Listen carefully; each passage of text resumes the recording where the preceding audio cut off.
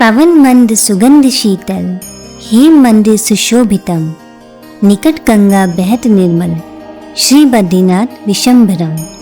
नमस्कार दोस्तों, रहस्यमय इतिहास में आपका स्वागत है। हमारी उत्तराखंड के 4 धामों की यात्रा यमुनोत्री, गंगोत्री और केदारनाथ से होते हुए अब जा पहुंची है बाबा बद्रीनाथ के धाम। तो आइए अपनी यात्रा की शुरुआत करते हैं। जीवन एक यात्रा है, यात्रा जिसकी दिशा चाहे कोई भी हो, लक्ष्य एक ही है, परमेश्वर तक पहुंचना, जिसकी कृपा हमें अंधेरे से उजाले तक, असत्य से सत्य तक और जीवन से मोक्ष तक ले जाती है। कहते हैं चारों धामों की यात्रा ईश्वर की सबसे महान प्रार्थना है और इस यात्रा का सबसे पावन धाम है बद्रीनाथ का धाम। बद्रीनाथ धाम, जहाँ अलकनंदा के तट पर साक्षात भगवान विष्णु का वास है। श्री बद्री सदृश तीर्थम न भूतो न भविष्यति। कहते हैं श्री बद्री जैसा तीर्थ न तो भूतकाल में था और न ही भविष्य में कभी होगा। बद्रीनाथ मंदिर भारत देश के उत्तराखंड के चमोली जिले में स्थित है। यह मंदिर भगवान विष्णु को समर्पित हिंदुओं के पवित्र 4 धामों में से एक के अतिरिक्त उत्तराखंड के छोटे 4 धामों में भी गिना जाता है, जहां हर साल लाखों की संख्या में श्रद्धालु आते हैं। बद्रीनाथ जाने का सबसे अच्छा समय अप्रैल से मई और अक्टूबर से नवंबर के मध्य तक रहता है।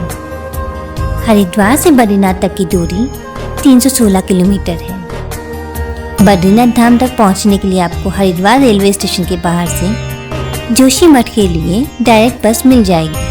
हरिद्वार से जोशीमठ तक की दूरी 275 किलोमीटर है। वहीं जोशीमठ से बद्रीनाथ धाम तक की दूरी सिर्फ 42 किलोमीटर की ही है। जोशीमठ से बद्रीनाथ के रास्ते में आपको धौली गंगा और अलकनंदा नदी का अनूठा संगम देखने को मिलेगा, जहां से गोविंद घाट की दूरी 7 किलोमीटर ही रह जाती है। यहीं से हेमकुंड साहिब की यात्रा की शुरुआत होती है। हरिद्वार से जोशीमठ के रास्ते में आपको सुंदर वादियाँ, पतित पावन नदियाँ और डैम का अद्भुत दृश्य देखने को मिलेगा। बद्रीनाथ धाम से 13 से 14 किलोमीटर पहले आपको हनुमान चट्टी मंदिर मिलेगा। ईश्वर सर्वव्यापी है। स्वर्ग लोक में ही नहीं, मृत्यु लोक में भी ईश्वर का वास है। हिमालय वो देवालय है जिसे प्रकृति ने अपने हाथों से मंदिर का स्वरूप दिया है, जहाँ 8 पहर ईश्वर की आराधना होती है। गीता में स्वयं भगवान शिव ने अपनी तुलना हिमालय से की है। पर्वतराज हिमालय को जहाँ देवताओं का निवास होने की गरिमा प्राप्त है, वहीं पार्वती जैसी पुत्री का पिता होना भी उसके गौरव का प्रतीक है। कहते हैं अलकनंदा के इस तट पर कभी माता पार्वती और भगवान शंकर का वास था। एक बार श्री हरि ध्यान लगाने के लिए किसी एकांत स्थल की तलाश कर रहे थे। तभी उनकी दृष्टि बद्रीनाथ धाम पर पड़ी और उन्हें यह निवास पसंद आ गया, परंतु वह जानते थे कि यह निवास उनकी आराध्य भगवान शिव और माता पार्वती का है। तब उन्होंने एक युक्ति सोची और एक छोटे शिशु का रूप लिया और अलकनंदा के तट पर जोर जोर से रोना शुरू कर दिया। जब माता पार्वती ने शिशु के रोने की आवाज़ सुनी तो उसे चुप कराने के लिए उसे अपनी गोद में उठा लिया और उसे लेकर अपने कक्ष में चले गई। शिशु के सो जाने के बाद माता जैसे ही कक्ष से बाहर आई, वैसे ही उसने कक्ष का दरवाज़ा बंद कर लिया और अंदर से आवाज़ आई, मैं नारायण हूँ और मुझे यह स्थान भा गया है। अगर आप दोनों आज्ञा दें तो मैं यही वास करना चाहता हूँ। तभी से यह स्थान भगवान नारायण का निवास स्थान हो गया। इसमें कोई संदेह नहीं है कि इस पुण्य भूमि को पृथ्वी का बैकुंठ कहा जाता है। कहते हैं भगवान विष्णु जब अपने 4 धामों की यात्रा पर जाते हैं तो वे बद्रीनाथ में स्नान करते हैं, द्वारिका में वस्त्र पहनते हैं, जगन्नाथपुरी में भोजन करते हैं और रामेश्वरम में विश्राम करते हैं। बद्रीनाथ का मंदिर अलकनंदा नदी के दाहिने तट पर 3133 मीटर की ऊंचाई पर नर नारायण पर्वत श्रृंखला पर बने बद्रीवन में शालिग्राम रूप में स्थित है। शालिग्राम भगवान विष्णु का ही एक रूप है, जिसे राक्षस जालंधर की पत्नी के श्राप के कारण भगवान विष्णु ने धारण किया था। भगवान की मूर्ति के ललाट पर हीरा जड़ा है। मंदिर में बद्रीनाथ जी के दाहिने ओर भगवान कुबेर की मूर्ति है। उनके सामने उद्धव जी और उत्सव मूर्ति है। उत्सव मूर्ति को शीतकाल में बर्फ जमने के कारण जोशीमठ लाया जाता है। उद्धव जी के पास ही चरण पादुका और बाईं ओर नर नारायण की मूर्ति है। इनके समीप ही श्रीदेवी और भूदेवी है। पद्म पुराण में वर्णन है कि भगवान विष्णु ने मूर नामक राक्षस का वध भी यहीं किया था और देवी एकादशी का प्राकट्य भी यहीं हुआ था।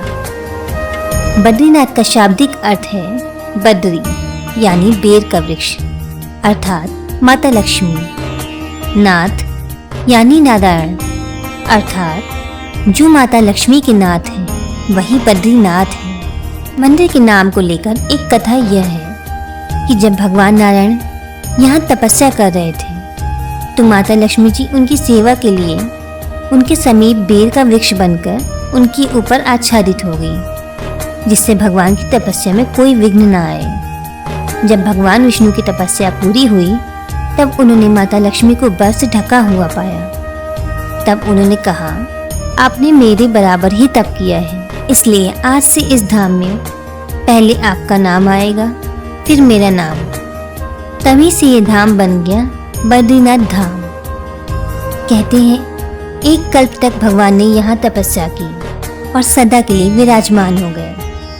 सतयुग, त्रेता और द्वापर युग के मध्य तक भगवान के यहाँ प्रत्यक्ष दर्शन होते थे, परंतु जब द्वापर में भगवान नर नारायण ने कृष्ण अर्जुन के रूप में अवतार ले लिया तब यहाँ पर भगवान के प्रत्यक्ष दर्शन करना असंभव हो गया। इससे लोग चिंतित होकर परम पिता ब्रह्मा के पास गए और उनसे प्रार्थना की, जिसके बाद ब्रह्मा जी ने यहाँ पर मूर्ति की स्थापना की। लेकिन कालांतर में जब वो मूर्ति प्रतिष्ठा भी नष्ट हो गई और उसके दर्शन भी नहीं हुए तब लोग भगवान शंकर के पास गए। तब भगवान शंकर ने आदि गुरु शंकराचार्य के रूप में अवतरित होकर 11 वर्ष की आयु में यहाँ आकर भगवान की मूर्ति को नारद कुंड से निकालकर पुनः स्थापित किया। नारद कुंड ही वह जगह है जहाँ नारायण के परम भक्त देव ऋषि नारद ने तपस्या कर मोक्ष प्राप्त किया था। वैसे तो हर मंदिर में शंख बजाना शुभ माना जाता है, लेकिन बद्रीनाथ में इस पर रोक है। इसके 2 कारण हैं। पहला कारण यह है कि बद्रीनाथ मंदिर के आसपास का इलाका पूरी तरह से बर्फ से ढका रहता है। ऐसे में शंख की ध्वनि बर्फ से टकरा सकती है, जिससे बर्फ के तूफान आने का खतरा रहता है। और दूसरा कारण यह है कि एक बार माता लक्ष्मी बद्रीनाथ में बने तुलसी भवन में ध्यान कर रही थी। तभी भगवान विष्णु ने शंखचूड़ नामक राक्षस का वध किया था। भगवान विष्णु माता लक्ष्मी का ध्यान भंग नहीं करना चाहते थे, इस कारण से उन्होंने शंख नहीं बजाया। तभी से बद्रीनाथ में कभी भी शंख नहीं बजाया जाता है। बद्रीनाथ में कई प्राचीन स्थल हैं, जैसे अलकनंदा के तट पर स्थित अद्भुत गर्म झरना जिसे तप्त कुंड कहा जाता है, एक समतल चबूतरा जिसे ब्रह्म कपाल कहा जाता है, शेषनाग के कथित छाप वाली शिलाखंड जिसे शाप शिला कहते हैं, भगवान विष्णु के पैरों के निशान हैं उनकी चरण पादुका, और बद्रीनाथ से दिखने वाला बर्फ से ढका सुंदर नीलकंठ पर्वत जिसे गढ़वाल क्वीन के नाम से भी जाना जाता है। कहते हैं जो जाए बद्री वो ना आए ओदरी, अर्थात जो मनुष्य एक बार बद्रीनाथ के दर्शन कर लेता है उसे दोबारा मनुष्य जन्म नहीं लेना पड़ता। युग बदला, मान्यताएं बदली, लेकिन बद्रीनाथ के दर्शन से मोक्ष मिल जाने का विश्वास आज भी कायम है। बद्रीनाथ मंदिर इस विश्वास का जीता जागता प्रमाण है। भगवान बद्री विशाल की महिमा कहने से अधिक जीने और जानने के लिए है। आनंद और अमृत के युगों से चली आ रही खोज श्री बद्रीनाथ धाम में आकर समाप्त हो जाती है। अपनी इस यात्रा को यहीं पर विराम देकर मिलेंगे आपसे कुछ और कथाओं के साथ। जाते जाते अगर आपने चैनल को सब्सक्राइब नहीं किया है तो अभी करें और कमेंट बॉक्स में हमें ज़रूर बताएं कि यह वीडियो आपको कैसे लगी। जय बाबा बद्रीनाथ।